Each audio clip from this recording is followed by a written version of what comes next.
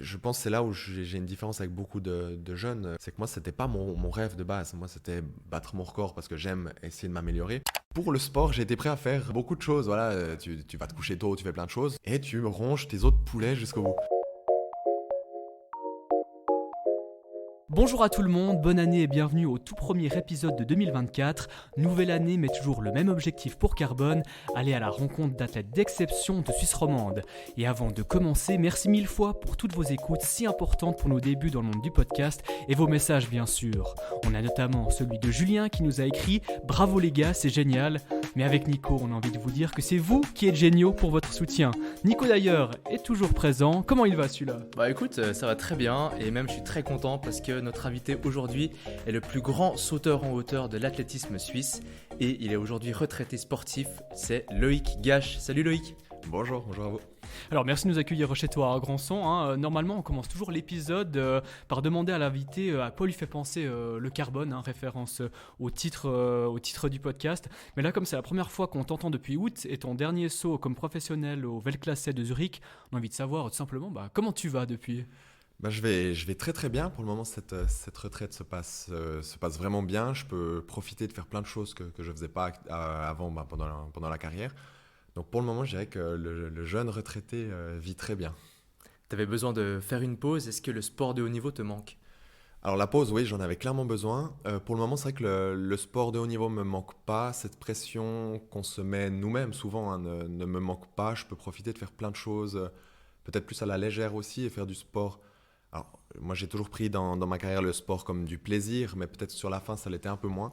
Et là, je peux vraiment retrouver et puis juste m'amuser et prendre du plaisir dans ce que je fais. Donc ça me convient très bien. Écoute, on aura l'occasion d'en parler plus en détail, justement, de ta fin de carrière sportive. Mais avant, on va faire connaissance avec toi, avec notre première rubrique des chiffres et des lettres. Puis peut-être, je profite pour te poser la traditionnelle question. Le carbone, c'est quoi pour toi ? Ça représente quoi ? Le carbone, alors intuitivement, je parlerais du carbone qui est utilisé en athlétisme, par exemple dans les chaussures ou dans les pointes, même si dans le saut en hauteur, on n'en a pas. Mais si je devais penser à quelque chose et faire référence à mon sport, ce serait ça. Donc. Comment ça se fait que vous n'en avez pas en athlétisme ? Alors il y en a en athlétisme, il y en a dans les courses. Mais en saut hauteur, du coup, comment ça se fait que… Parce que ça aide à la détente, à la réactivité. Et puis c'est vrai qu'en tout cas dans le saut en hauteur, saut en longueur aussi, et puis après il y a des normes, certaines disciplines ont le droit ou pas. Okay. Mais c'est vrai que saut en hauteur, pour le moment, on est resté sur des semelles normales, classiques, exactement comme à l'époque. Ouais, ok. Bon, on va commencer avec cette première rubrique des chiffres et des lettres, Nico. Ouais, alors le principe est simple, on va te donner des mots et des dates sur ta carrière et toi tu vas devoir nous dire ce à quoi ça correspond. Par exemple, si je te dis le 13 août 1994… Alors celle-ci, pour le moment, j'arrive à suivre encore. J'ai peur pour les prochaines, mais celle-ci, mon anniversaire assez facile. Ouais. Je m'inquiète plus pour les suivantes. Okay. Et si je te dis Sainte-Croix, alors c'est aussi facile. Facile aussi.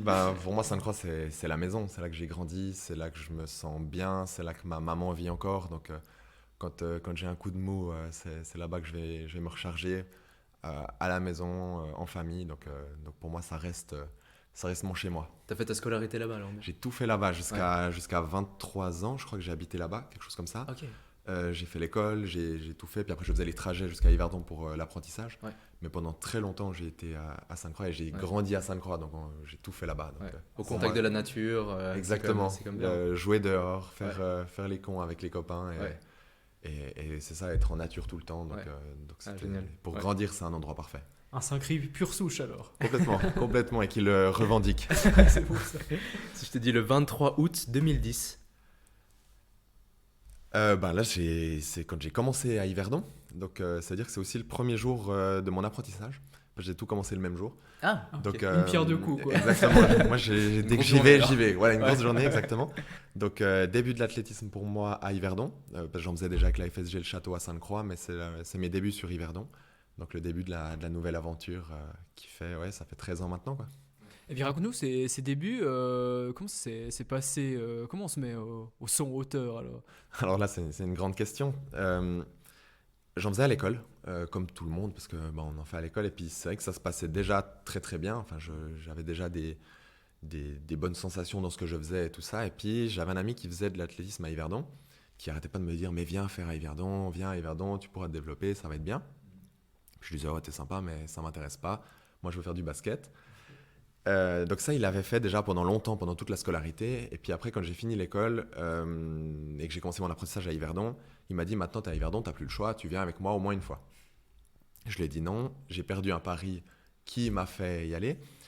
Et au final, je suis resté coincé 13 ans là-dedans. Mais c'est vrai que j'ai pas commencé, entre guillemets, comme tout le monde, en jeunesse ou comme ça.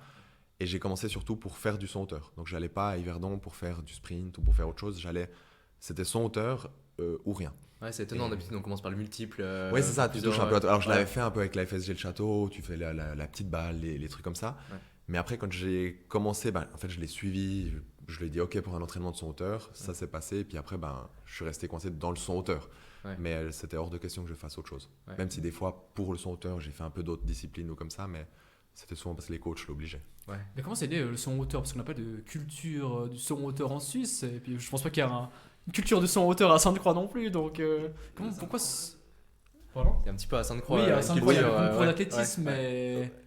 mais. J'avais des bonnes sensations dans ce que je faisais, et comme moi je fonctionne comme ça, moi je fonctionne, si j'ai du plaisir, je croche. Je m'amusais, c'était rigolo, en plus j'étais assez fort, donc je me suis très vite amusé, j'ai très vite pris du plaisir, et comme tout se passait très bien, tu continues, et puis après tu es dans un espèce d'engrenage où tu restes là parce que c'est là où tu te sens bien. Donc voilà, et puis après j'ai aussi vite eu, par exemple en France, il y avait des gros sauteurs en hauteur à l'époque. Enfin, il y en a encore maintenant, mais par exemple, je pense à Michael Anani, qui est un personnage assez charismatique et qui m'a donné cette envie de devenir comme lui. Tu vois, quand tu as 16 ans, tu te dis, tu t'identifies à des gars. Et là, je voulais devenir comme ce gars. Et puis, je me suis entraîné pour essayer de le rattraper. Tu te souviens de ta meilleure perf avant d'entrer dans le club d'athlé? Ta meilleure perf que tu avais fait à l'école, du coup? À l'école, on en a discuté avec un de mes profs. Ouais. Il m'a dit que c'était un 93. Ah, ok, d'accord. Mais moi, j'ai pas ce souvenir. C'était ce qui est ressorti de la discussion. Ouais. Donc ça devait être quelque chose comme ça, autour des 1,90 en tout cas. Je pense que c'était le record de l'école, non? C'est le record de l'école, exactement. Ouais. Et puis même en Parce qu'un catégorie 93, jeunesse en Suisse, je crois que c'était même ouais. assez bien classé. Mais c'était pas officiel parce que c'était en salle de gym. Ouais. Mais en tout cas, j'ai des bons souvenirs avec mes copains à l'école. Ouais. Et puis mon prof qui était cool, qui essayait de nous pousser un peu. Et puis quand Ouais. il voyait en plus que je crochais, voilà. Mais il me semble qu'on avait discuté, ça devait être quelque chose comme ça, je dirais autour des 1,90. Ah, c'est impressionnant parce que tu n'avais pas d'entraînement, enfin tu n'avais aucune. Non, il nous notion donnait technique, la technique, voilà, Ouais. c'est ça. Et puis c'était juste après, tu fais du badminton. Voilà, Enfin, c'est ça, c'était. ouais. 2 heures par semaine, quoi, mais- Exactement, ouais, mais ouais. je pense que quand t'es jeune, t'as pas besoin de tout optimiser en fait. Il faut t'amuser. Et si tu t'amuses, tu peux faire autant du basket et du son hauteur en même temps. Enfin, tu peux tout faire. Donc, moi, je suis assez de ce principe-là, c'est qu'en jeunesse, faut rien optimiser. Il faut laisser le fun. Et puis après, le jeune va se développer dans ce qu'il a envie de développer. Ouais, tu ressentais déjà cette sensation de vol que tu as pu ressentir plus tard quand tu étais encore 30 cm plus haut ou bien... Je pense que j'avais en plus cette insouciance où tu le fais, mais tu t'en fous, c'est à l'école. Ouais. Donc même si ça se passe pas, en fait, c'est pas grave. Donc en fait, Ouais. t'as vraiment que du jeu. Mhm. Donc je pense que c'est là où t'as presque même peut-être les meilleures sensations Ah parce ouais, que ok. parce que c'est juste pour rire en fait. Et après, tu vois, quand tu le fais par la suite, même si tu le gardes le jeu, t'as un petit peu plus de pression quand même. T'es en concurrence avec d'autres gars qui vont aussi haut. Donc après, ça devient le challenge. Et moi, je sais que c'est ce qui m'a beaucoup drivé pendant toutes ces années. Donc je dirais que c'est presque peut-être les meilleurs moments, mais comme dans toute vie. En fait, je dirais que quand tu es jeune, que tu joues au police et voleur dans la rue, je sais pas comment les gens le ressentent, mais moi, c'est dans les meilleurs souvenirs de ma vie. Ok. Et si je te dis le 20 juillet 2011? Peut-être la première fois où j'ai passé 2 mètres ou quelque chose comme ça, doit être dans ces zones-là. Ouais, si tu t'en souviens, Mais- c'est un souvenir quand c'était. Les 2 mètres, ouais, j'aurais C'est- dit à Lausanne. Oui, il me semble que c'était à Lausanne. Oui, forcément, 2 mètres, c'est des hauteurs qui marquent, hein. Les hauteurs rondes, c'est vraiment toujours des. Si tu fais un saut à 2 mètres ou à 2,01, c'est pas la même barre. 2 mètres, il y a un côté qui fait un peu plus peur. C'est comme entre 2,09 ou 2,10. C'est pas du tout la même barre à aborder alors qu'on parle d'1 centimètre. Donc je dirais mes premiers 2 mètres, 2011, donc ça faisait une année que je faisais de l'athlé. Et c'est ce qui m'avait qualifié pour les Jeux Olympiques, les FOG, Festival Olympique de la Jeunesse Européenne. Donc voilà, que ça fait une année que tu fais, que tu t'es pris, comme je disais, de l'engrenage en fait. C'est que tout s'est très bien passé. Et donc oui, mes premiers 2 mètres, je m'en rappelle. Ouais. Ouais, j'imagine. Maintenant, un mot, décollage. Ah, ça, c'est mon mot. Ça, c'est le mot qui m'a suivi toute ma carrière, je dirais. C'est le mot qui... Je l'ai eu très très jeune. Je sais pas pourquoi, je me suis tout de suite identifié à ça. Et il m'a suivi. Et puis c'était drôle parce qu'au début, j'étais tout seul à l'utiliser, forcément. Puis après, plus ça avançait, plus les gens qui me suivaient, qui s'intéressaient à ce que je faisais, commençaient à l'utiliser. Donc je recevais des décollages le matin avant d'aller en compétition. C'est vraiment mon mot. Le mot que je me suis approprié pendant ma carrière et c'est celui qui représente ma carrière. Parce qu'on voit, il y a un fan club qui a ce nom, puis c'est ton Oui. hashtag aussi si on va sur ta page Insta, t'as à chaque fois hashtag décollage, donc voilà. Exactement, c'est vraiment comme ça que je m'identifie. C'était le but du jeu, c'était d'essayer de décoller le plus haut possible. Donc ça a été ce qui m'a drivé pendant toutes ces années, c'est cette envie de décoller plus haut en fait. C'est ce qui t'a permis de garder cet aspect de jeu que tu disais justement. Complètement, et de garder peut-être cet esprit aussi un peu enfantin de plaisir et ouais, c'est un jeu et puis au final il y a rien de grave dans quoi qu'il arrive, enfin et on s'amuse et à n'importe quel niveau, je dirais. Moi, j'ai pas ce côté où il faut passer plus de temps pour être respecté. Non, c'est celui qui s'investit dans ce qu'il fait et qui essaye d'aller haut, même s'il passe 2 mètres, c'est génial, c'est génial. Et puis il y en a qui vont plus haut, il y en a qui vont moins haut, mais tant qu'on s'amuse, c'est cool. Et si je te dis maintenant Haro 2,30. 2,32, Ouais. c'était c'est le 31 juillet, et puis justement on a une petite archive justement, parce que tu vas nous décrire justement cette vidéo qu'on a retrouvée justement de ton saut à Haro.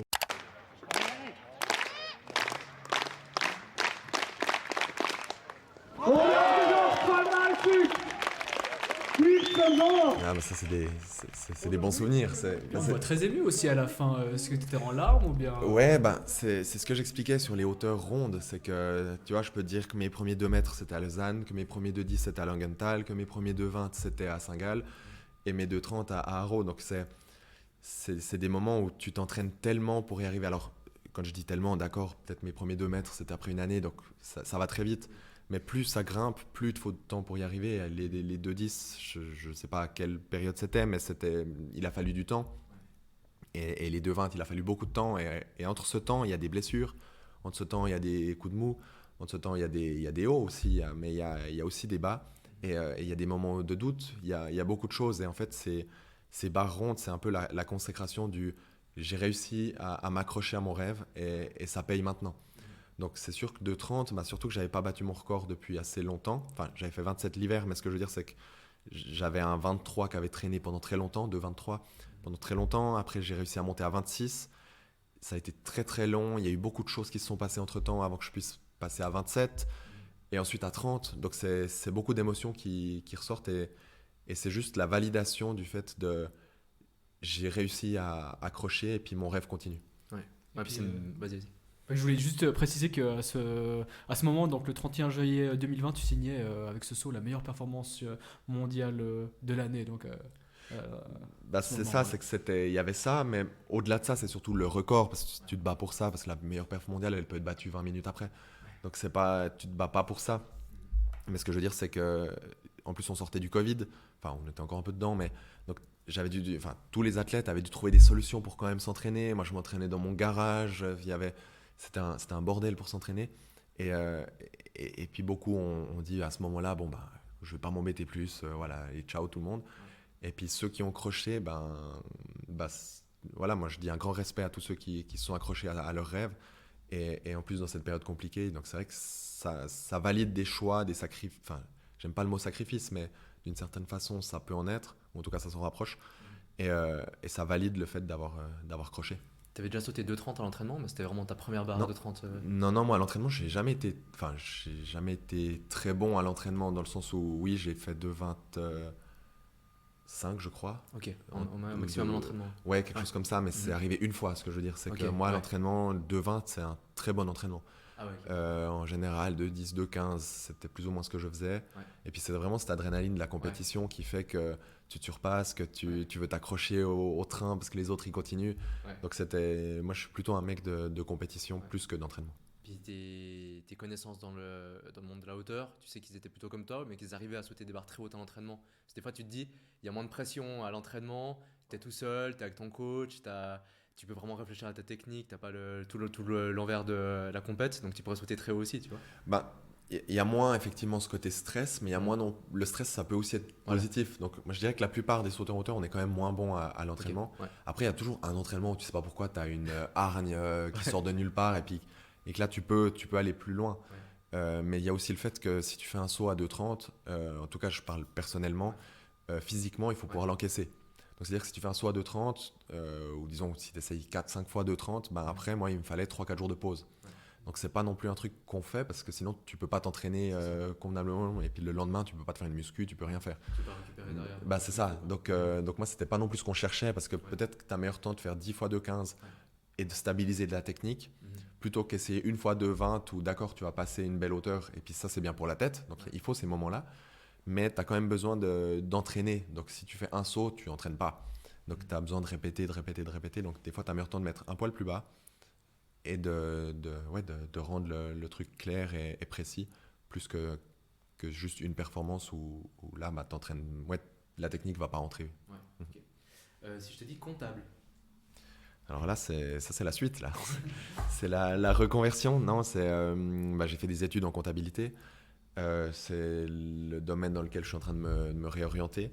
Donc un domaine que j'apprécie aussi, où j'ai encore beaucoup de choses à apprendre. Parce que oui, j'ai de la théorie par mes cours.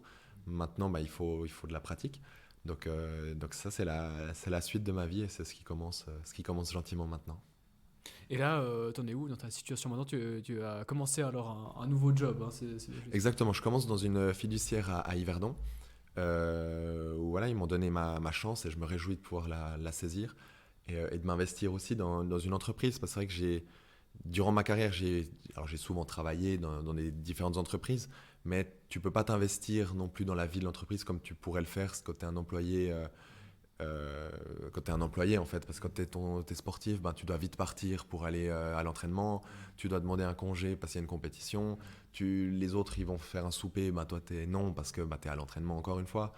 Donc je me réjouis de pouvoir avoir une vie avec mes collègues et puis pouvoir rencontrer du monde et puis m'investir dans ce que j'aime aussi. Prochain chiffre, le chiffre 12. Oula. 12. Qu'est-ce que ça peut être Voilà, j'espère que c'est pas un chiffre trop important là. Quand même, hein. Ouais, quand même. C'est en rapport avec des titres. Ah, mon nombre de titres suisses. Ouais, peut-être. exactement, Ouais, ok. titre de champion suisse. Ouais. Bon alors ça va. C'est celui-là, c'est pas l'anniversaire, je sais pas qui. Personne va m'en vouloir. Ouais, mais en plus je sais jamais si c'est 12 ou 11 ou 13. On n'est pas tous d'accord sur les chiffres. Ok. Je crois qu'effectivement, je suis autour des 12. Ouais. Mais des fois, il y a des gens qui corrigent. Il y a toujours un journaliste qui a une autre idée. Ok. Donc moi, je suis resté effectivement sur 12. Ouais. Ça me convient, on dira 12. Ouais. Ouais, ça doit être quelque chose comme ça de toute Si t'as façon. 12 médailles, le calcul est vite fait. J'ai envie de Oui, dire. mais comme il y a les médailles en jeunesse, Ah oui. qui sont à peu près les mêmes, visuellement, c'est pas, tu peux pas juste les compter. Ok. Mais et puis je suis jamais non plus allé vérifier parce qu'il y a les statistiques sur Swiss Athletics, mais je me suis jamais amusé à ça. Mais oui, autour des 12 effectivement de champion suisse, donc ça sonne assez bien. Ouais, Ça c'est sonne énorme, assez bien, surtout sur 13 années d'athlé. Après en athlé, on peut gagner en hiver, en été. Donc j'aurais pu en avoir 24. Ouais. Mais 12, c'est bien, ça montre que j'ai été là pendant quelques années. Une date maintenant, le 7 juin 1981. J'espère que c'est Dalhousie ou quelque chose comme ça. Exactement. J'aurais pas 100% sûr, mais oui, un grand monsieur. Hein, un grand monsieur, même si j'ai eu la chance de pouvoir battre son record, pour moi, ça reste... c'est un peu ces mythes de l'athlétisme où c'est ces gars qui ont accompli plein de choses et puis qui ont fait des très très belles choses. Et pouvoir être associé à ce genre de nom, c'est déjà incroyable. Même si, en tant que gamin qui a grandi avec cet objectif, qui n'était pas vraiment un de mes objectifs, parce que c'était trop... ça paraissait trop loin. Tu vois, quand tu commences, t'es à 2 mètres, tu te dis pas, je vais te battre.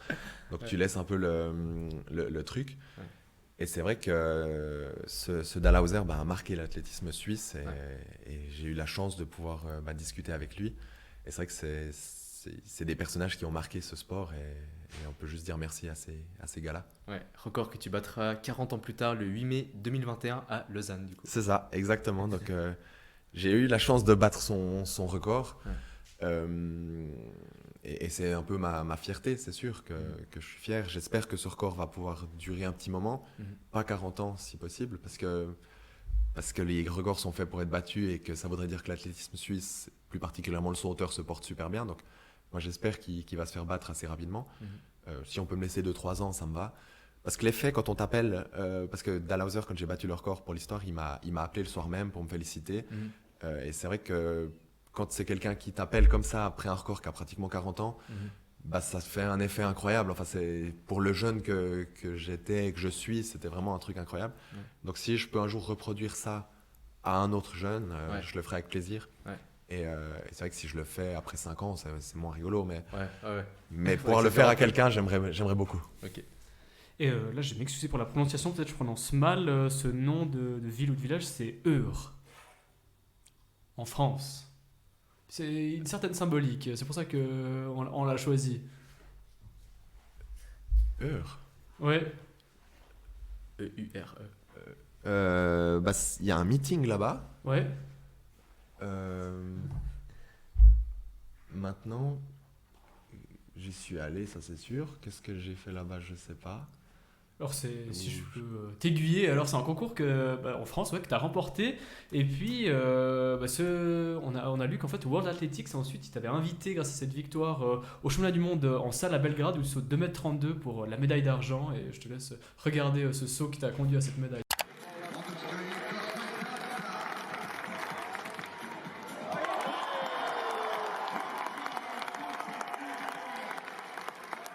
Qu'est-ce que ça représente cette médaille? Est-ce que tu t'es dit, dit vraiment un jour je peux décrocher une médaille au niveau international comme ça? Alors moi j'ai jamais couru après, hein. J'ai jamais couru après les médailles comme ça dans le sens où peut-être que c'est, je sais pas, moi je faisais comme j'ai toujours dit de l'athlétisme pour le plaisir et essayer de battre mon record. Maintenant effectivement mon record m'a amené à un endroit où je pouvais commencer à prétendre à des médailles. Tant que j'avais le plaisir, ça m'allait. Cette médaille, elle est sortie parce que je me suis amusé. Le concours a été incroyable. Alors, je fais deuxième avec 31. Ah, 31, ok, ouais. Mais c'était un concours incroyable. Je passe pratiquement tout au premier essai. C'était un concours, c'était fun. Il y avait ma famille dans le public. C'est ces moments dans une carrière où tout s'aligne. Où la course d'élan elle est parfaite, la phase d'appel elle est parfaite, le franchissement il est parfait, et c'est un peu où tous les petits éléments que tu as travaillés viennent s'aligner et où tout est facile. Donc dans ce concours là c'est vrai que je suis arrivé à un moment où, et puis même la semaine avant, où j'étais dans une confiance que j'ai pas eu beaucoup dans ma carrière, ça m'est arrivé plusieurs fois, mais où je sais que le record ou en tout cas la performance va être là. Et même si une barre tombe, ça ne te met pas un doute sur le mince, est-ce que je suis bientôt foutu? Donc là, c'était une période où je ne doutais pas, et même le jour avant, je disais il va falloir faire plus de 2,30 pour gagner une médaille, je suis prêt à le faire.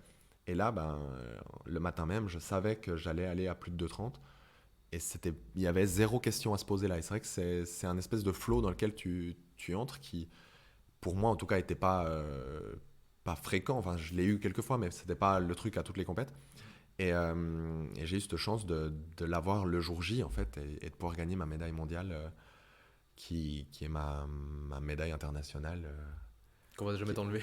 Qu'on m'enlèvera jamais, exactement. C'est ça, c'est que les titres on peut pas les enlever et toute ma vie j'aurai cette étiquette de vice-champion du monde qui pour moi est une grande fierté, mais pas une fin en soi non plus.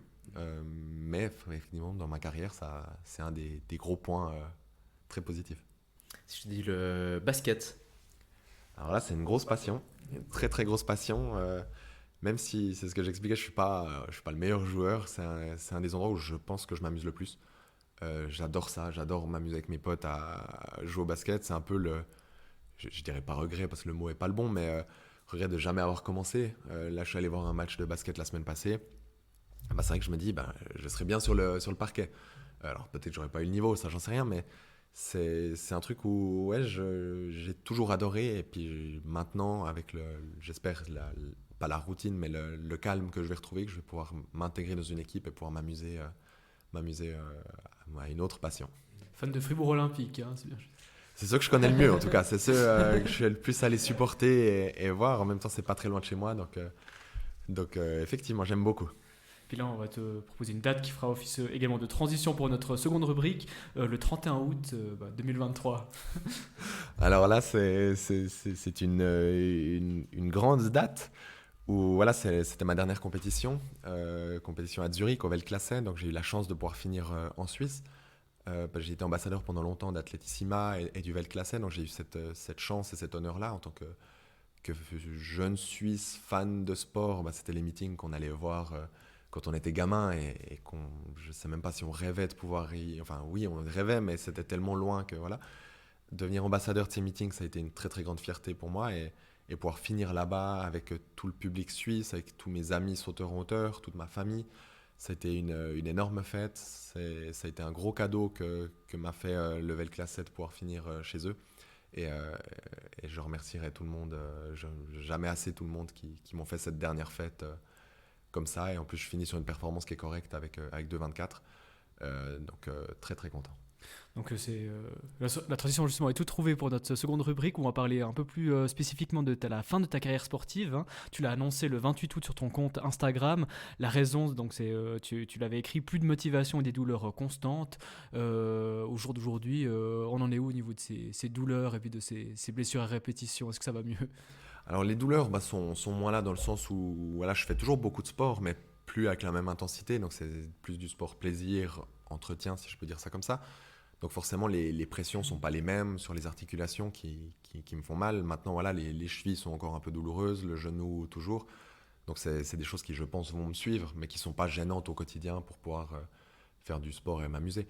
Donc de ce côté-là, ça va, et puis ça devrait aller de mieux en mieux, je l'espère en tout cas. Mais c'est vrai que c'est des petits restes, mais je pense que tout athlète, tout sportif a ses petits bobos, et puis ça fait partie du jeu aussi. Ouais. Tu parles aussi de motivation. C'est vrai que on parle de plus en plus de mental des athlètes, de cette capacité à toujours pousser le corps à ses limites. Et puis, ouais, c'est un petit peu, je trouve, un tabou, tout ce qui est par rapport au mental chez les athlètes. Toi, tu peux parler un peu plus par rapport à ce que tu as vécu dans ta carrière, par rapport à tout ce qui est l'aspect de la tête? Ouais. Ben, c'est ce que je dis par rapport à la motivation. Comme je dis, moi, je me suis toujours amusé et j'ai besoin de m'amuser pour être bon dans ce que je fais. Et là, ces derniers mois, je m'amusais plus. Donc, c'est-à-dire que, voilà, oui, j'avais mal, mais c'est pas, je veux dire, j'ai eu beaucoup de blessures tout au long de ma carrière. Donc, c'est jamais ça qui m'a empêché de revenir ou de soigner, de revenir. C'est juste que là, voilà, j'avais l'impression, peut-être aussi avec le fait que j'ai eu le record suisse, que j'ai eu ma médaille, que j'avais atteint des objectifs que je m'étais même pas forcément fixés de base. Ou c'est des objectifs qui sont venus parce que, comme je disais, je m'amusais, donc les performances augmentaient. Et puis, j'ai atteint un niveau qui a été peut-être plus élevé que ce que je pouvais prétendre de base, ou en tout cas ce à quoi j'aspirais.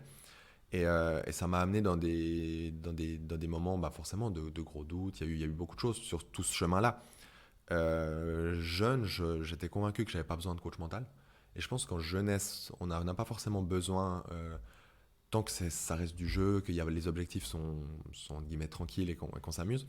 Mais plus les objectifs se précisent, plus il y a ce côté justement un petit peu pression, peut-être pression, ça peut être tout bête, mais des parents, ou pression d'un sponsor, ou pression de n'importe quoi, ou une blessure qui arrive, ça commence à créer des doutes. Et quand ces doutes sont là, je pense que c'est important de se faire aider. Parce que peut-être qu'on peut se faire aider par ses parents en discutant, par ses amis pendant un bon bout. Hein, ça, j'en suis convaincu, parce que moi, c'est comme ça que j'ai fonctionné. Et puis, ça m'a permis de revenir à chaque fois de blessure ou comme ça, parce que j'ai été très très bien entouré. Maintenant, je pense que le travail mental, c'est ce qui m'a permis ces dernières années de encore progresser, avec un préparateur mental qui était vraiment spécialisé là-dedans et qui m'aidait à mettre des routines, à mettre des choses en place au quotidien. Donc ça peut être pour simplement un entraînement ou avant une compétition, ou comment aborder telle situation. Donc je pense que c'est vraiment un truc qu'il faut travailler et qui est très important. Et peut-être que j'ai commencé trop tard à le faire, ou je m'en suis rendu compte peut-être trop tard, ou peut-être que j'en avais pas besoin plus jeune. Je pourrais pas dire, mais je sais que j'ai eu une grosse différence quand j'ai commencé à travailler avec un préparateur mental. Et ça m'a énormément aidé. Ça m'a permis de sortir de certaines croyances peut-être que j'avais. Et je pense que le coaching mental devrait être aussi important que, par exemple, la nutrition ou même l'entraînement de base. Parce que, au final, oui, ton corps, tu peux le pousser, mais si la tête, elle ne suit pas, tu vas aller nulle part sans elle. Et je suis intimement convaincu que si la tête est forte et le corps un peu moins, tu peux quand même faire une grosse performance. Mais si tu as un corps incroyable et une tête qui n'est pas là, tu feras rien de bien. Et ça, plus ma carrière a avancé, plus j'étais convaincu de ça. Et il y a des athlètes, je les ai croisés, qui physiquement étaient, honnêtement, je pense, loin de moi en termes de physique. Donc ça veut dire que j'étais bien plus entraîné qu'eux. J'ai fait peut-être des choses plus, alors je dis juste, entre guillemets, je faisais attention à tout ce que je mangeais, je faisais attention à beaucoup de choses, eux pas forcément. Alors peut-être trop, ça c'est encore un autre débat, mais qui, le jour de la compète, eux, ils avaient une tête qui était intouchable, où les questions ne se posaient pas. Et moi, peut-être des doutes plus fréquents, des choses que j'ai dû plus travailler, où c'était moins inné chez moi. Et ces gaillards, des fois, allaient plus haut que moi. Alors que physiquement, il n'y avait aucune raison qu'ils y aillent. Donc ça m'a convaincu et je pense que la tête est clairement sous-estimée dans le sport en général. Tu as aussi parlé de nutrition, là, d'alimentation. Vous qui faites du saut en hauteur, hein, il y a cette portée, il faut être, j'imagine, le plus léger possible pour sauter haut. Bien, cette vision qu'on a du saut en hauteur qu'il faut être léger justement pour sauter haut, est-ce qu'elle elle est totalement saugrenue et puis elle convient pas? Il faut faire attention à ce qu'on mange ou bien est-ce qu'on compte est-ce que les sauteurs en hauteur ils comptent justement ce qu'ils mangent ou bien? Alors je pense que ça dépend vraiment des morphologies des gars. Moi, j'étais un des sauteurs en hauteur encore assez lourd. Pourtant, je faisais vraiment attention à ce que je mangeais et tout, mais il y a un moment où tu peux plus baisser ton poids. Enfin, tu arrives à une limite que si tu baisses, tu perds aussi en performance. Donc, je pense qu'il faut trouver le bon ratio entre poids, puissance, force, etc. Et certains sauteurs en hauteur sont bien plus lourds que ce que j'ai pu être. D'autres sont bien plus légers. Mais c'est les styles de saut qui vont être différents. Il y en a qui iront beaucoup plus vite, d'autres moins. Il y en a qui seront plus en détente, d'autres moins. Ça dépend vraiment de la personnalité, du physique des gens. Donc, oui, plus tu es léger, effectivement, mieux ce sera. Mais il y a un moment où trop léger, c'est pas bon non plus parce que tu n'as plus d'énergie. Donc, il y a l'entre-deux à trouver. Et c'est ça qui est dur. C'est que quand tu es jeune, un jeune sauteur en hauteur, tu fais quoi? Tu t'identifies au meilleur.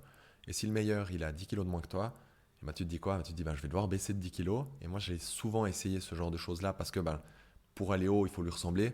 Enfin, c'était un peu ça les croyances et je pense qu'on est tous un peu comme ça. Et au final, il faut être capable d'accepter que peut-être pour aller haut, en fait, c'est pas ce qui te convient à toi et en fait, tu as besoin d'être un peu plus lourd en fait. Et je dis lourd, peut-être plus musclé ou plus volumineux pour pouvoir être avec ton 100% d'énergie et ça, c'est pas toujours juste justement. Je pense que tu as déjà tendu vers des troubles alimentaires ou bien que tu disais Ouais. que tu... Ouais. Alors, je l'ai toujours dit, hein, ça, j'ai pas de tabou avec ça.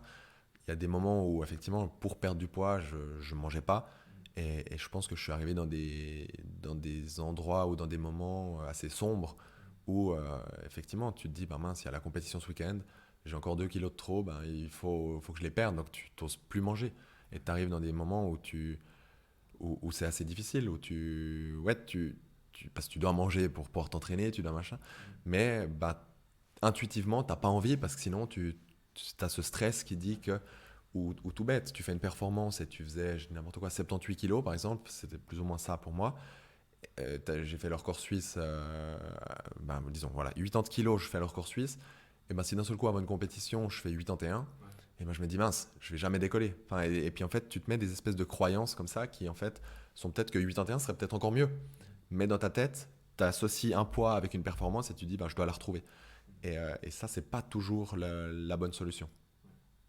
Ouais, ça met des barrières mentales et puis mal se nourrir ou peu se nourrir, ça entraîne aussi des blessures justement. C'est ça, c'est qu'après, tu crées des fragilités, donc tu te blesses. Alors, il y a mal manger en mangeant n'importe quoi, et puis je pense que ne pas assez manger ou essayer de se restreindre, c'est pas bon non plus. Donc, c'est pour ça que sur la fin, j'étais suivi par une nutritionniste qui m'a aidé à régler ça, et je voyais la différence. Les entraînements sont plus qualitatifs, et même plus haut en intensité, parce que tu peux envoyer sans avoir peur. Et puis, je pense des fois, on a des méconnaissances ou des manques d'informations ou peut-être que je ne suis pas allé les chercher non plus.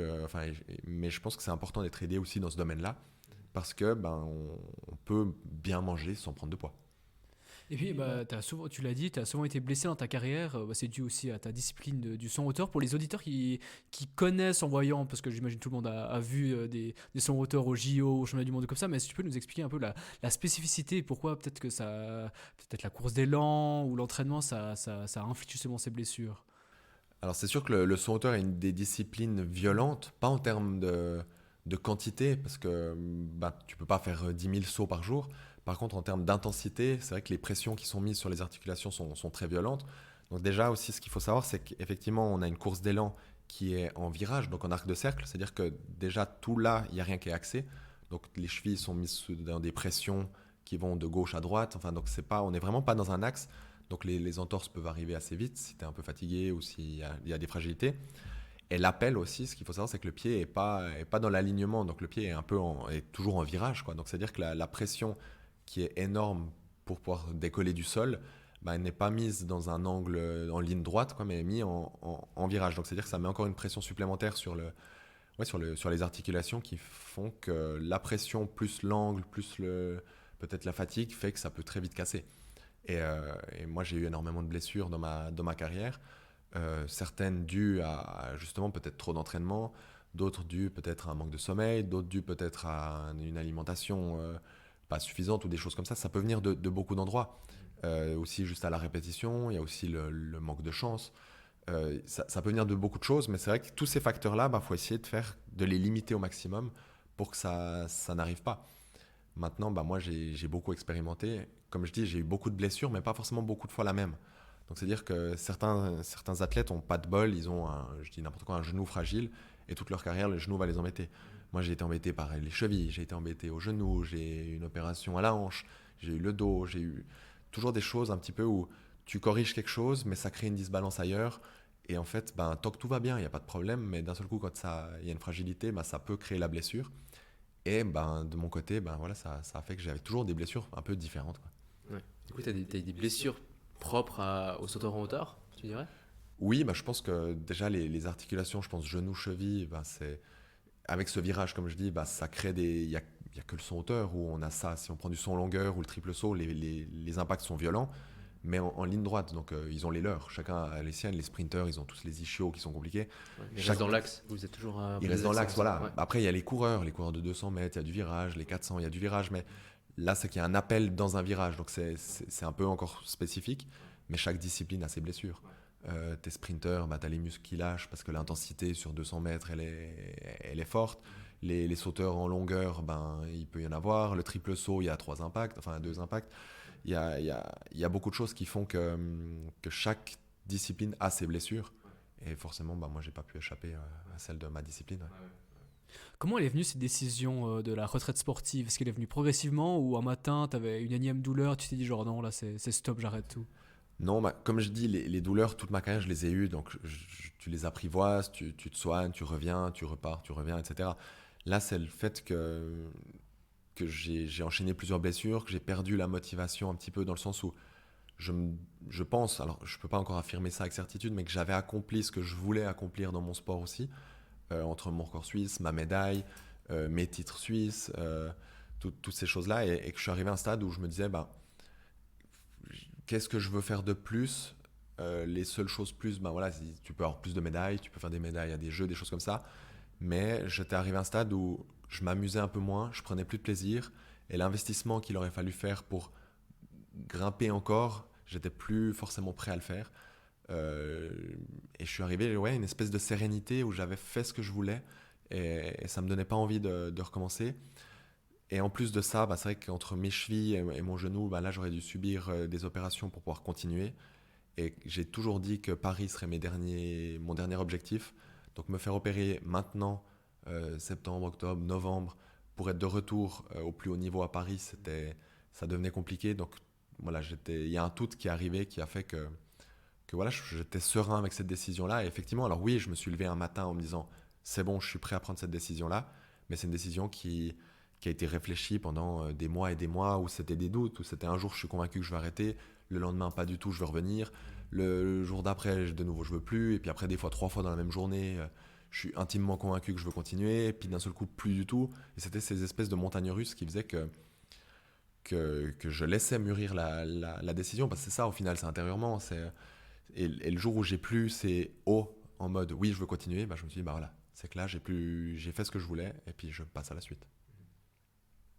Ouais, puis t'es encore jeune, hein, t'as 29 ans. Est-ce que tu t'imagines revenir peut-être un jour pour les prochains jeux comme ça, ou bien Honnêtement, non. non, Pas revenir en tant qu'athlète professionnel, pas revenir en tant que coach d'élite forcément, revenir en tant qu'entraîneur d'un groupe à Yverdon, peut-être. Là, je ne peux pas répondre, là j'ai vraiment besoin de prendre des distances un petit moment, mais je ferme pas cette porte à avoir un groupe de jeunes que j'entraîne ou à faire découvrir mon sport, parce que c'est un sport qui m'a tellement apporté. Je veux dire, si je suis la personne que je suis aujourd'hui, c'est grâce au son auteur. Et toute ma vie, je l'aurai. Enfin, je veux dire, c'est même tatoué sur moi. Je veux dire, le son auteur, c'est ce qui m'a motivé et je pense que c'est la passion de ma vie. J'en aurai d'autres, j'espère, mais les intensités que ça m'a et les émotions que ça m'a procuré, c'est une expérience de vie incroyable. C'est aussi une discipline parce que forcément, tu as besoin de ça pour pouvoir évoluer. Mais c'est vrai que c'est un tout qui fait que je peux remercier l'athlétisme, plus particulièrement le son auteur, d'être la personne que je suis aujourd'hui. Et c'est tout ça que j'ai envie de garder. Donc peut-être, si je peux donner cette étincelle à un jeune un jour, quand je dis un, c'est un ou une, hein, c'est avec grand plaisir, ce sera avec grand plaisir. Mais je pense que là, j'ai besoin d'un petit peu de temps pour me redécouvrir, aussi savoir qui je suis, parce que tu t'associes à Loïc, le sauteur en hauteur, et au final, j'ai envie de voir aussi qui je peux être sans le son hauteur, même si c'est des choses aussi qui font peur, parce que tu te connais, tu sais qui t'es. Mais là, j'ai besoin de me découvrir autrement et de prendre un petit peu mes distances. Mais ça restera la passion, une des meilleures choses de ma vie. Et tu l'as dit, tu as eu des problèmes d'articulation pendant ta carrière. Et puis, tu avais un coach qui avait un conseil pour toi, pour tes articulations. Écoute. Alors, je me souviens, on venait de commencer, puis j'ai dit, tu prends du collagène Loïc m'a dit non, je prends pas. J'ai dit, mais c'est important le collagène pour la régénération des tendons, etc. Et puis il voulait pas trop prendre des suppléments. Et puis du coup, j'ai conseillé de ranger les autres poulets parce qu'il y a beaucoup de collagène. Donc à chaque fois qu'il rongeait les autres poulets, il pensait à moi et puis il trouvait ça dégueulasse. Et d'ailleurs, tu continues à ronger les autres poulets ou tu as arrêté? Le salopard. Alors effectivement, Steve, parce que c'est vrai que Steve Louissin, exactement, qui a été un de mes entraîneurs pendant mes dernières années là. Alors, pour l'histoire, beaucoup d'athlètes prennent des compléments, que ce soit en protéines, que ce soit, je dis beaucoup d'athlètes, beaucoup d'humains prennent des compléments en magnésium, en tout ce qu'on veut. Et c'est vrai que Steve était assez pro collagène, ce qui est effectivement quelque chose qu'on retrouve dans le poulet. Et moi, j'ai toujours privilégié, si je peux le trouver dans mon alimentation, je vais aller le chercher là. C'est plus sympa que de manger une pilule de collagène. Donc il m'a conseillé de ronger pas les os, mais cette espèce de cartilage là, ce truc dégueu là qui est sur le poulet, quoi, sur une cuisse de poulet. Et donc forcément au début j'ai essayé, mais c'est pas dans ma nature de manger ce truc, mais pour le sport j'ai été prêt à faire beaucoup de choses. Voilà, tu vas te coucher tôt, tu fais plein de choses et tu ronges tes autres poulets jusqu'au bout. Donc je l'ai fait. Maintenant, je dois avouer que depuis que j'ai arrêté, je ronge un peu moins mes autres poulets. Parce que c'est pas un truc très agréable. Vous essayerez. Et on en reparlera dans un autre podcast. C'était un message de Steve Louissin qui était ton coach physique, un préparateur physique. Pour tout ce qui était musculation, exactement. Pendant je sais même pas combien d'années, mais pendant pas mal d'années, toutes mes dernières années. Sur tout ce qui était effectivement musculation, renforcement. Et on se voyait plusieurs fois par semaine et à chaque fois, pratiquement à chaque entraînement, il me demandait si j'avais mangé mes autres poulets pour mon collagène. Donc voilà. Il y avait l'air d'avoir une bonne ambiance dans ton team, et ça nous permet de faire une transition sur une troisième rubrique, un nouveau bloc de questions. On va un peu plus parler de ta carrière. Tu as clôturé ta carrière de 13 ans avec un record suisse, une participation aux Jeux, une médaille mondiale. Tu l'as dit, c'était un peu... Si t'aurais signé direct si on t'avait dit ça au tout jeune 5 que tu es. Alors clairement, après c'est comme j'expliquais, quand j'étais jeune, je faisais du foot. Je rêvais de faire la Coupe du Monde de football, je rêvais d'être champion de foot et tout ça. Et c'est vrai que d'un seul coup, ma carrière a pris un virage et puis j'ai dû arrêter le foot pour faire de l'athlétisme. Alors je dis pas que j'avais le même niveau, hein, ça c'est pas du tout ce que je dis. Mais c'est vrai que quand j'étais petit, moi je rêvais de faire la Coupe du Monde de football avec mes copains. On allait jouer on appelait ça les garages, c'était à côté de chez nous. On était l'équipe suisse et on se faisait des films. C'était la Coupe du Monde tous les soirs. Et donc j'ai plutôt grandi en rêvant de ça en fait, de cette Coupe du Monde. Donc je n'ai pas forcément grandi avec ce rêve de je veux faire les Jeux Olympiques. Comme beaucoup de mes camarades, eux, depuis 6 ans, ils disaient moi je veux faire les Jeux, je veux faire les Jeux. Moi j'ai pas forcément grandi avec ce rêve. Donc en fait quand j'ai commencé l'athlé, moi c'était juste une occupation, je faisais mon apprentissage en même temps. Et voilà, donc ce rêve de jeu il est venu très tard. Et parfois c'est même pas forcément moi qui me le suis mis, c'est les gens qui disaient voilà là tu commences à approcher, peut-être qu'un jour tu y seras. Pour le moment, tu te dis, ah ouais, peut-être. Mais c'est vrai que je pense que c'est là où j'ai une différence avec beaucoup de jeunes d'athlètes. C'est que moi, c'était pas mon rêve de base. Moi, c'était battre mon record parce que j'aime essayer de m'améliorer. Mais ce rêve, comme ce rêve de médaille, il est venu plus tard. Moi, en catégorie jeunesse, j'ai fait tous les championnats possibles en jeunesse. Mais je faisais toujours 7-8e. Enfin, j'entrais juste en finale ou je faisais ma petite finale et puis voilà. Donc je pouvais pas dire je vais finir premier. Il y avait déjà 8 jeunes devant moi qui faisaient mieux, donc sans compter les adultes. Donc c'était pas un rêve. Tout ce que je voulais, c'était continuer à progresser et puis c'est vraiment ce qui m'a permis d'arriver où j'en suis. Et au final, d'avoir ce rêve olympique, d'avoir ces choses-là. Mais c'est ce que j'ai toujours dit à tout le monde et certains comprennent pas. Mais moi, que je saute à Tokyo dans un stade ou au championnat du monde dans un stade ou à Yverdon dans un stade vide, je prenais presque le même plaisir. Oui, j'aime bien jouer avec le public, donc il en faut un minimum, mais dès qu'il y a 30 personnes, moi je m'amusais. Donc voilà, après ce qui était différent, c'était par exemple l'Athletissima ou le Weltklasse, où là c'est des meetings que tu as regardés, et puis petit j'y allais. Donc là oui, mais après un stade de championnat, moi je découvrais à chaque fois et je m'amusais, mais c'est pas forcément là que je me suis le plus amusé. D'ailleurs mon record suisse est fait dans un stade à moitié vide, mes 2,30 il y a pratiquement personne, mais à l'inverse je fais ma médaille mondiale devant un stade plein. Donc les deux m'ont convenu, mais il n'y avait pas forcément besoin de viser les Jeux Olympiques pour que je m'amuse. Tu as monté progressivement les échelons, hein, on l'a vu, 2m10, 2m20, 2m30, mais on a l'impression que ta carrière elle a pris un coup d'accélérateur pendant ou après le Covid, et puis tu l'as dit, tu t'étais entraîné pendant ton garage, dans ton garage, pardon, puis tu avais fait un peu le buzz, si on peut regarder ce reportage un bout. J'avais pris volontairement 2 mois de congé entre mon ancien job et puis le nouveau pour pouvoir m'entraîner à fond et tout, donc je suis pas rentable dans cette affaire.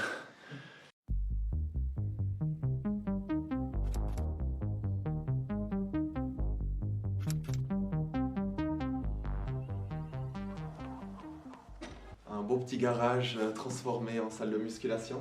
Voilà. Ouais, ce garage est devenu plus populaire que moi. Presque tout le monde me parle de mon garage. Tout le monde en a parlé. Mais c'est ce que j'expliquais, c'est que moi, le Covid, en fait, ça n'a pas été difficile dans le sens où je pouvais faire mon sport devant chez moi, j'avais pas besoin d'aller au boulot. En fait, je suis un peu devenu athlète professionnel presque parce que t'as que ça à faire. T'es chez toi, en plus, j'étais entre deux jobs, donc je n'avais pas encore commencé le nouveau. Tu deviens athlète professionnel du jour au lendemain parce que tu te lèves, tu n'as que ton sport à faire, tu déjeunes, tu fais un peu tes courses si tu en as et tu retournes t'entraîner parce que voilà. Donc moi, je pense que ça m'a fait du bien parce que j'ai pu m'entraîner plus ou en tout cas avoir plus de temps de repos peut-être. Parce que c'est souvent ça moi qui a posé problème, c'est ces temps de repos vu que j'aime bien faire beaucoup de choses. Là, j'avais tout à coup que le sport à faire et ça m'a aidé. Ça m'a clairement aidé à pouvoir progresser physiquement. Alors peut-être pas la technique parce qu'on ne pouvait pas, mais si physiquement tu es plus fort, la technique elle s'adapte un peu et puis tu iras plus haut. Si on parle un peu des prochains Jeux Olympiques, est-ce que toi tu vois une revanche Barshim-Tamberi? Enfin, qui est ton favori toi, pour les prochains Jeux à Paris? Bon, on est relativement loin, mais si on parle déjà un petit peu de ça. Actuellement, je dirais qu'il y a beaucoup de sauteurs-hauteurs qui ont un très très gros niveau. Je pense autour des 2,35. Donc la revanche serait magnifique. La même fin serait impensable, mais incroyable. Maintenant, bah voilà, je connais mieux Gianmarco parce que on s'est beaucoup plus côtoyé. Maintenant, Barshim, bah, ça reste Barshim, il est capable de tout gagner. Maintenant, il y a Wu aussi, le coréen, qui est là à chaque fois. Il y a Harrison, l'américain. Il y a, à pouvoir aller à 35 ou des gens qui sont juste un petit peu en dessous, mais qui le jour J peuvent y être, ils sont beaucoup. Donc, est-ce que ça va suffire? Je sais que c'est des bêtes de championnat, bien sûr, mais c'est que des bêtes de championnat là-dedans. Donc, ça peut venir de partout. C'est ça qui est beau, c'est que ce concours est ouvert. On est peut-être un peu moins dans la suprématie d'un Barshim de l'époque qui gagnait tout, où ça paraissait très facile. Là, forcément, il est un petit peu plus vieux, il a aussi eu plus de blessures. Gianmarco est aussi un peu plus âgé. Il y a une nouvelle génération qui est en train d'arriver qui est juste monstrueuse. Donc, c'est ça qui va être beau, c'est que ça peut venir de partout. Et je suis impatient de ça. Et peut-être une dernière question pour clôturer cette rubrique, passer à une rubrique plus light. On l'a dit, il n'y a pas vraiment une grosse culture du saut en hauteur suisse. Comment tu vois l'avenir, toi, de ce sport en Suisse, cette discipline? Alors, je dirais ça se développe. Ça se développe. L'athlétisme d'il y a 13 ans, quand j'ai commencé, et l'athlétisme suisse de maintenant, il n'y a plus rien à voir. Les jeunes deviennent très vite professionnels, ou en tout cas avec un rythme de professionnel. Donc là, je parle vraiment athlétisme pur, hein, donc toutes les disciplines. Donc je dirais que l'athlétisme suisse a des très belles années qui arrivent parce que ces jeunes sont, je dirais, optimisés depuis très jeunes et ça devient incroyable. Et il y a encore une ancienne génération qui est là et qui est déjà très performante. Donc ça va être incroyable. Maintenant, pour le saut en hauteur, je pense et j'espère que ça va être pris dans la même lignée. C'est qu'il y a des cadres qui existent maintenant, donc ils essayent de développer des choses et ça se fait petit à petit. Maintenant, est-ce qu'il y en a un qui va sauter 2,30 demain? Je ne sais pas, je l'espère. Mais il y a des étapes à passer avant ça et puis ça, je vais le suivre avec impatience. Mais l'athlétisme suisse a des belles années et j'espère le saut en hauteur. Merci pour tes réponses. On passe à notre jeu, tu préfères, hein, tu as certainement déjà joué. On va te poser des questions sur ta vie avec des propositions et toi tu vas choisir ce que tu préfères. Tu verras, les questions, elles peuvent être vraiment hyper sérieuses ou un peu plus saugrenues. Et avec Nico, en fait, on a déjà anticipé tes réponses et celui qui a vu le plus de fois juste gagne un point. Et ça participe à notre concours du challenge Haute Sim. Durant toute la saison, en fait, on cumule des points avec tous les invités et celui qui a le moins de points à la fin de la saison, il devra faire un peu un triathlon de l'extrême, justement en partant de Montreux pour aller jusqu'en haut de Sim. Et si vous voulez plus de précision, n'hésitez pas à écouter nos premiers podcasts où Nico, l'architecte du projet, a tout précisé. Puis pour l'instant, c'est justement Nico qui mène le bal avec un score sans appel de 4-2. Alors Loïc, j'espère que tu vas m'aider à grappiller quelques points, je compte sur toi. Et honneur au numéro uno. Nico, vas-y. Alors, est-ce que tu préfères à l'avenir faire un marathon ou faire un 10 000 mètres sur piste? Marathon. Marathon, Ouais. Ok, moi j'avais mis 10 000 mètres sur piste. Donc, non. Ouais, non, piste, Marathon. Marathon, tu peux le faire un peu dans une ville, ça peut être un peu sympa. Ouais. Piste, puis après, je vais me comparer avec des gens que je connais en plus, et puis je serais ridicule. Donc, plutôt faire ça dans mon coin. Et tu devrais en faire un prochainement?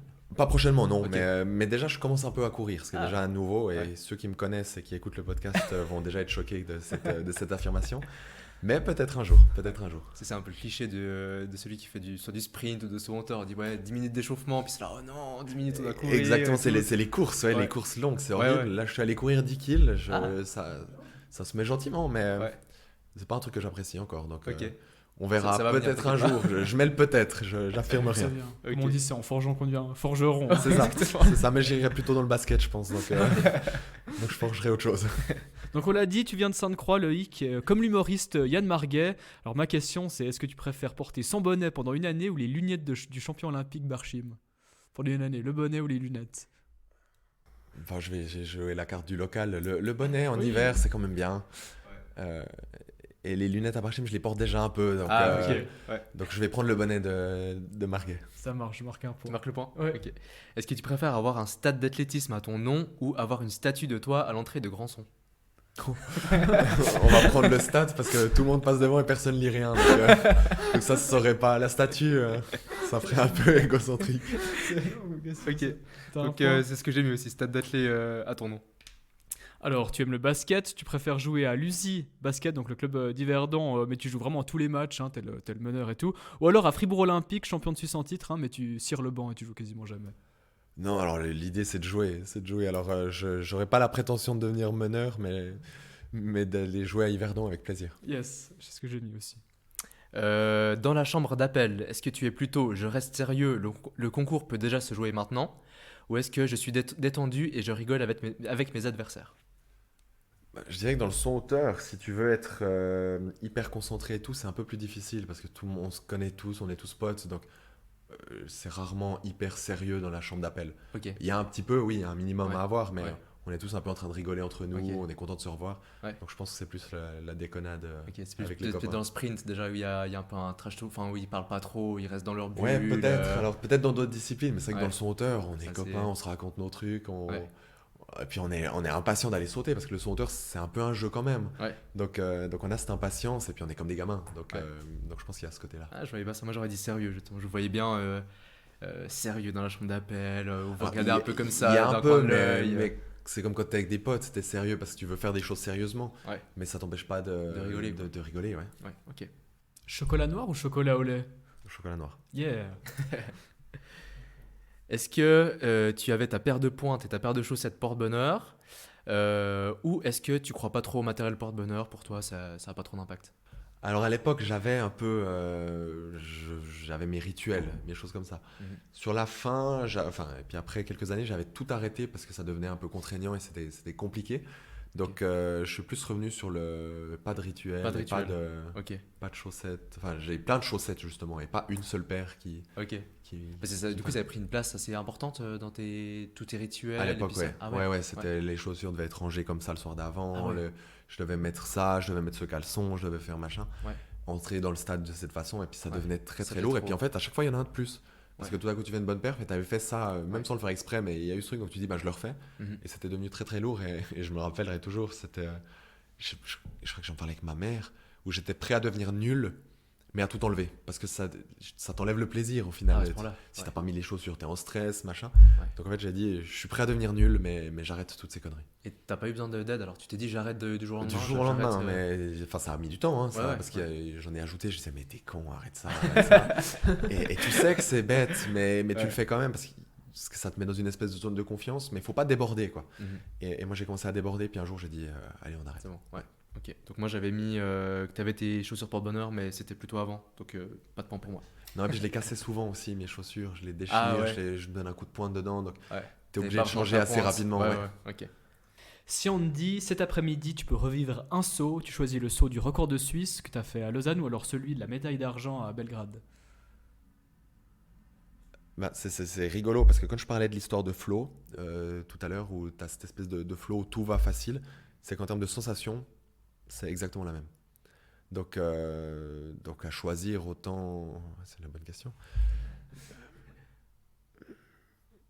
Je prendrais celui de la médaille.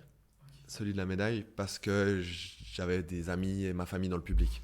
Le record de Suisse, bah, il y avait moins de gens, enfin il y avait mes entraîneurs, donc c'était un moment incroyable, mais ils étaient aussi là dans l'autre, donc autant profiter avec tout le monde dans l'autre. Oh, j'ai perdu parce que j'avais mis Lausanne, Ouais. le record de Suisse. Oui, mais après, en termes de sensation, ça se vaut, donc Ouais. les deux, Ouais. les vaut, Ouais. mais... On a vu que c'était pas facile pour toi de Ouais, répondre. donc, ouais, Ouais, c'était un bon tu tu préfères. veux presque avoir 0,5 points, je sais pas si ça compte. Est-ce que tu prépares tes cadeaux de Noël en avance parce que tu détestes être dans le jus, ou est-ce que le 24 décembre, tu es dans les rues d'Yverdon en plein stress car tu sais pas quoi acheter à ta petite nièce? Je suis totalement en stress et je sais pas quoi acheter. Mais pas parce que je prends pas le temps, parce que je me promène et puis je me dis, je trouverai autre chose parce que je suis nul pour trouver des cadeaux. Ouais. Donc dans le stress complet. Ok, ouais, c'est ce que j'ai mis aussi. Je t'imaginais bien le 24 décembre dans les rues d'Yverdon. Ah, qu'est-ce que je vais acheter? Pourtant, je suis comptable, hein. Je suis très carré dans toute ma vie. Mais pour les Mais cadeaux. les cadeaux, Ouais. oh là là, non, c'est la C'est cata. toujours dur, hein. Je Faut sais tourner jamais bien, quoi hein. acheter. Ouais. Ouais, exactement. Tu préfères passer des vacances à la montagne ou à la mer? Alors, ces temps, je suis assez team mer ou aux piscines au moins. Tu vois, un truc où je peux me mettre au bord et puis ne pas bouger. Je le fais jamais, mais j'aimerais ça. Mais c'est pas ce que je fais. Donc, je suis plus à la montagne. Donc, ce que je fais, c'est plus aller dans la montagne, mais je choisirais la mer. Ok. Donc, Donc, mer. mer, ok, Mer. ouais, ça marche, j'avais mis un C'est point. ce que t'avais mis. Ouais, je me suis dit, je vois bien le gâche après les jeux dorés un peu, la pilule profiter un Complètement, peu. mais j'ai aussi mon côté un peu hyperactif où j'arrive pas à rester Ouais. allongé. Donc, au final, je me retrouve toujours en train de visiter je sais pas quoi. Ouais. Un truc que tout le monde s'en fout, mais moi, j'y suis. Est-ce que tu préfères qu'un jeune de ton club batte ton record de Suisse ou que ton record ne tombe jamais? Donc un Qui est jeune de déjà mon bien. club, ouais, ce Qui serait a déjà parfait. plus Ça. ou moins répondu. Ouais, c'est ce que j'avais mis aussi. À choisir, record du monde ou médaille au jeu? Je pense que j'aurais pris médaille au jeu, je pense. C'est... Ouais, je pense médaille au jeu peut-être. Ouais, c'est ce que C'est j'ai quoi mis un aussi. des derniers records mythiques de l'athlète, je trouve. Oui, bah c'est ça, c'est qu'il touche pas, donc peut-être qu'on va le laisser justement, Ouais. on va pas y toucher. Euh, mais oui, c'est un des vieux records Ouais. qui est pas prêt de bouger, je pense. Ouais, puis qui a été rapproché quand même plusieurs fois. Bah, plusieurs ont tenté, plusieurs ont testé. Barchim, il aurait dû, il a pas eu de bol. Parce que par exemple, quand on voit le saut de Sotomayor qui passe 45, la barre elle tremble bien. Barchim qui loupe 46, elle tremble et elle tombe. J'aurais beaucoup aimé que Barchim la reprenne. Maintenant, bah voilà, est-ce qu'il le fera?